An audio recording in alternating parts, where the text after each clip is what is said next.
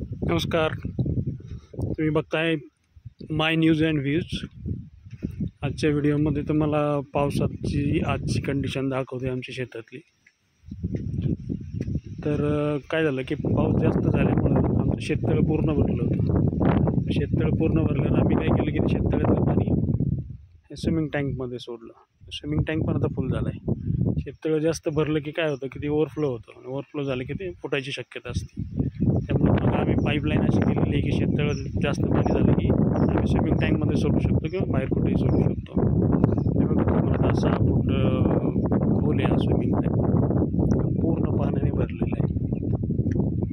शेतात सगळं चिखल झालं आहे. इकडं सगळी झाडी आहेत त्याची, संत्र्याची वगैरे, लिंबाच्या झाडी आहेत. 7-8 प्लांटेशन केलेलं आहे मी. तर त्या झाडांच्या मध्ये जो मोकळा भाग असतो त्याच्यामध्ये आम्ही मका लावलेली आहे जनावरांसाठी. आणि परत अजून थोडा गॅप पडला तर त्याच्यामध्ये मग मी त्यांना कडवळ टाकायला सांगितले. तर त्या झाडाची शेजारी थोडं छोटे कडवळ, म्हणजे ते ज्याला ज्वारी म्हणतो आपण, ते बैलांना खायला बनवलेलं आहे. तर ते असं सगळं आता हिरवगार दिसतं इथं सगळं. शेजारी आमच्या मित्राचा ऊस आहे शेजाऱ्यांचा. ग्रीनरी भरपूर झालेली आहे, पण आता पावसाने नको केलं आहे.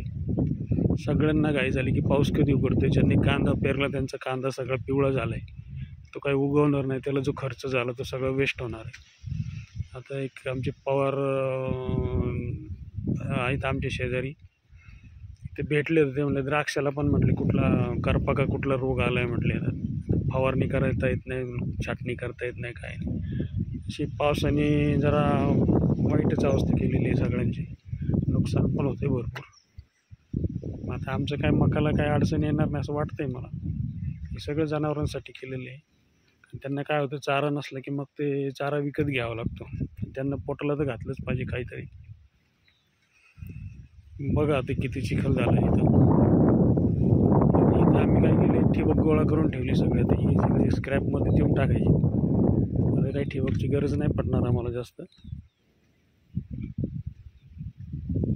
ते बघा पावसाने किती चिखल झाला. ॲक्च्युली मुरुम टाकलेलं आहे मी ह्याला, पण मुरुम टाकून सुद्धा ही अवस्था झाली. इतका पाऊस चौकी दिसते लहान मुलांचे खेळ. आता हा कसा असतो की टुरिझमचा, म्हणजे ऑफ सीझन असतो पावसाळा. इथं थोडं मोकळी जागा राहिली, तिथे पण मी जनावरांसाठी कडवळ टाकले, ज्वारी.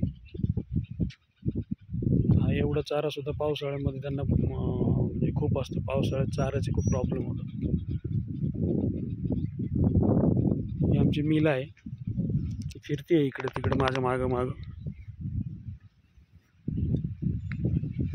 आता हे वरती जे बांधले त्याच्यामुळे काय होतं, आत पाणी जात नाही आहे. नाही तर आत पाणी जायचं गॅलरीमधनं रूममध्ये जायचं. इथं ते जनावरांसाठी चारा झाकून ठेवला होता, तो संपला आहे आता आम्ही घेतोय विकत सध्या. आणि नंतर पुढची प्रोव्हिजन केलेली आहे सगळी. आता हे जे पाईप दिसतात, हे पाईप सगळे बोरमधून काढलेले आहेत. टोटल मला वाटतं 20 पाईप, 18 ते 20 पाईप आहेत. ते बोरमधनं का काढले ते आम्ही बदलले पाईप आहे. ते पाईप नंतर काय होतं, सडतात. ते लोखंडी पाईप होते, ते आम्ही आता लोखंडी काढून तिथं प्लास्टिक टाकले. आता आम्ही ह्याला काय केले, नंतर कलर दिला आहे. आणि आता याचा आम्ही शेड बनवणार आहे पार्किंगसाठी. आता हे पाऊस संपला की ते काम चालू करणार आहे. याला बघा छोटी संत्री आलेली आहेत. मी हात लावतोय, भरपूर संत्री आलेली आहे त्याला. ते आता होतील मोठी हळूहळू. इतकं छान झालं स्विमिंग टँक. पोहायची इच्छा होती, पण आता पावसाळा असल्यामुळं थोडंसं मनाला आवर घालायला लागतंय. ही आमची मंगू आहे, मस्त झोपली आहे निवांत, एन्जॉय करतात शेतामध्ये. तिकडे नारळाची झाडं वगैरे दिसत आहेत. ग्रीनरी भरपूर आहे, फक्त चिखल असल्यामुळं थोडंसं बोरिंग झालं आहे. आणि गाड्यांना प्रॉब्लेम होतो आहे. इतकं मुरुम टाकलं आहे तरी आज गाडी अडकली माझी. तर मी सकाळी गेलो होतो मार्केटमध्ये, त्यामुळं गाडी मला न्यावी लागली. तर गाडी कशी अडकली दाखवतो तुम्हाला.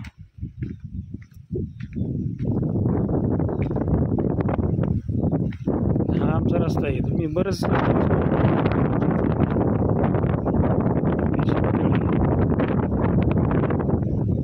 बोट वगैरे दिसते त्याच्यामध्ये. गाडी या रस्त्याला अडकली पुढं. मला वाटलं तो मुरुम आपला भरपूर झाला आहे, त्यामुळे काय आता टाकायची जास्त गरज नाही. पण पावसाच इतकं होत आहे, गाडी दिसते का रस्त्याला तुम्हाला? आम्हाला तिकडं चिखलात काय जाता येणार नाही मला, तरी पण दाखवतो.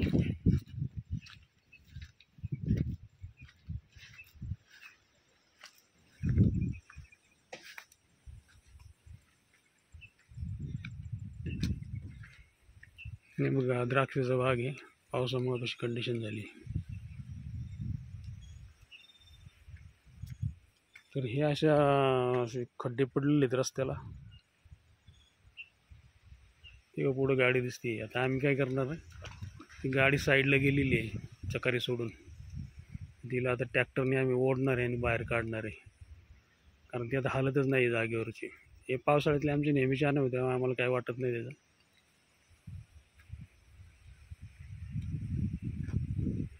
तर अशी पावसाची कंडिशन आहे. अजून तर सांगतायत 10-12 दिवस पाऊस आहे म्हणून, तर नंतर पुढं काय होतंय देवालाच माहीत. आता सगळ्यांची तर मागणी आहे ओला दुष्काळ जाहीर करा. बऱ्याच लोकांचे पिकाचे नुकसान झालेले आहे. हे शेतकऱ्याचं हे जीवन आहे, असं असतं विचित्र.